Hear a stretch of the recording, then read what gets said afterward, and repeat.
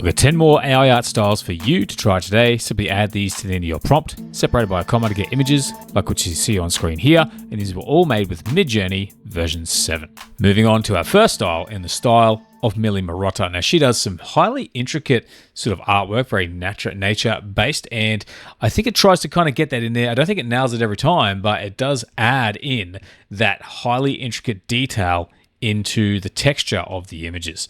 So you can see here with Darth Vader, there's all these various elements in his cape and suit, whereas with the Terminator here, it's kind of more just kind of like swirls and bits and pieces, but does a good job. Most of the images do get these very, very purposeful little elements mixed in. And even if it's just patternized like the samurai here, you get some really cool effects on your images, and you can see how these are all just a little bit different than what you would typically get out of Midjourney.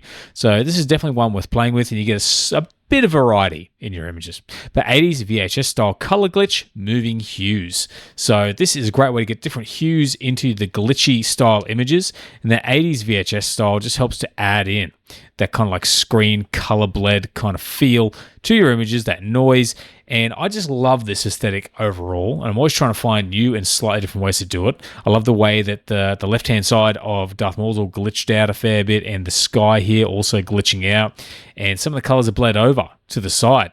So you just kind of get this nice mixture of colors, that glitchy, blocky feel. Sometimes it goes completely overboard. Sometimes it's a little bit more subtle. But overall, it's definitely a strong effect and has a little bit of a rainbow sort of feel to some of the glitchy work that comes in these images. But Deformed Troxler effect. Now, this is a bit of an optical illusion style, and it actually doesn't always get the optical illusion, but it changes the characters around a fair bit and does change proportions, and often just has a surreal effect on your images. It's not a super consistent style, but it always has that surreal impact. There's always something being altered, something kind of being changed within the image, but you can't always get the exact same effect across the board.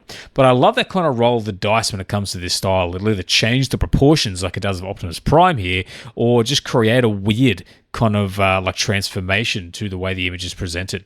But overall, you can have a lot of fun with this style, get a lot of different diverse results, and see what you get. But Ultima 3 screenshot. We're going again, another sort of digital pixelated style, and this one, a little bit of a cross between, like, say, the Game Boy graphics and the Super Nintendo main menu I did a little while ago. We get this nice, cool, sort of like 8-bit, old-fashioned sort of like illustration style. I love the way it tends to add more scenery with the Ultima 3 screenshot than some of the others. It tends to pop your subject more into a scene. So it looks like it just has a bit of a different effect on what is presented in the image as opposed to the style itself. So it could be a lot of fun to play with. Now, if you haven't already, check out my Midjourney style pack. Over 1,000 styles you can apply to your Midjourney prompts to get some pretty stunning images. It comes with a handful of PDFs with different styles and categories so you can quickly find what you're after. And there's a link in the description. Now back to the video. And continuing with that digital gritty aesthetic, we have grainy analog interference. Underground aesthetic. Now, this also has a very similar effect to the VHS, except a little less rainbowy, a little more harsh, a little bit more muted, like an old transmission. So this is, I guess, a little bit of a variation on what we were looking at earlier. It just has a little bit more of a grainy, more kind of like dead old feel to it. So it could be a matter of planning between these two. But again, this was just another impact and another effect I wanted to share because I love the way it actually makes all the images look like old found photos that are all glitched out on an old screen. And it tends to add a little bit of texture over the top sometimes. And it just looks a little bit like a slight bit of horror added in there. Not in the sort of like grotesque sense, but just in the vibe of how the images are presented. But modern gouache texture. So it's sort of like a type of paint trying to get the texture feel into your images. So it doesn't just try to make it look like a painted image, but it tries to get that very specific painted texture. And you can see how it just sort of subtly adds it. Some of them look more like standard paintings, but sometimes you do just get that nice texture. I think this is a good representation. It's a cleaner texture than what you get with just simply slapping an oil painting at the end of your prompt, like what you get here. Like I said, it is a little bit mixed, but you'd also get a lot of the time the images that you're after. This could be a lot of fun to play with if you're looking for something a little bit different with a painted style image made from Midjourney or an AI art platform. But cut out magazine style collage made of different pictures. So this is a nice fun way to put together an image that has a whole bunch of different sort of like cutouts of images and magazines. So you get like little panels of text, photos, and it tends to do a great job of collaging them up into your images. So this is a really nifty effect. Could be useful for graphic design or even just for experimenting and having a bit of fun.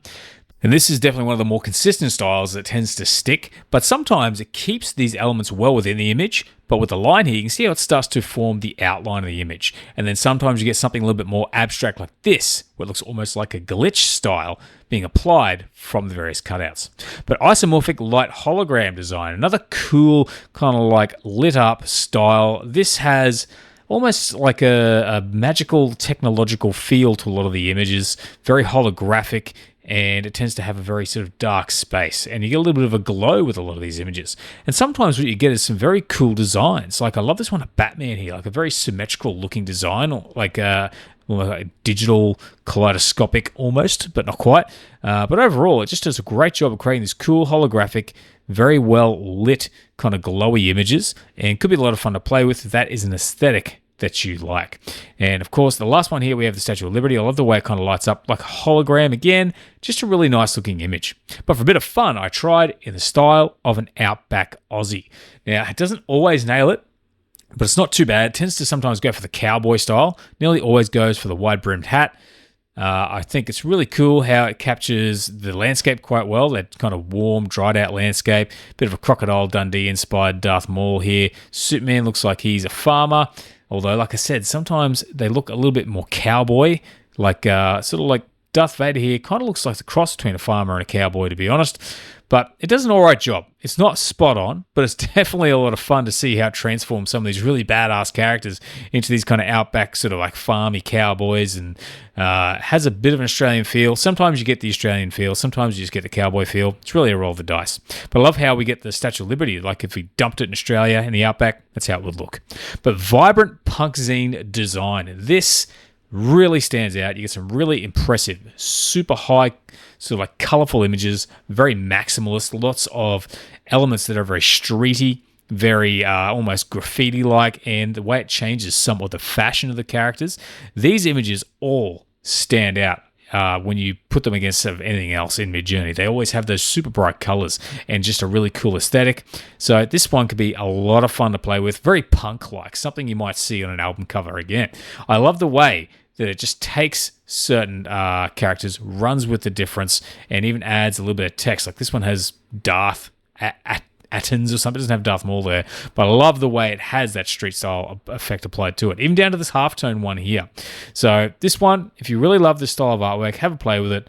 I was definitely not disappointed. I had trouble choosing which images to actually share.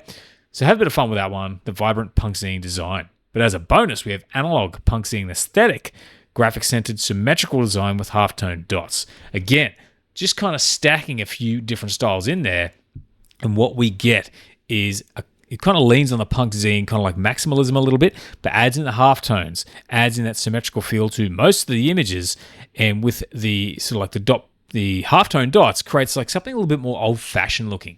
Some of these images just look like really old-fashioned prints, but they have modern designs added to them. It's a really nice contrast of sort of design types, and it gets a very consistent, very cool sort of like art style applied to the subject of your images. So again, another one to play with. A logger one I kind of have put together with a few different bits and pieces, but I love the results, and I highly recommend you try it out for yourself.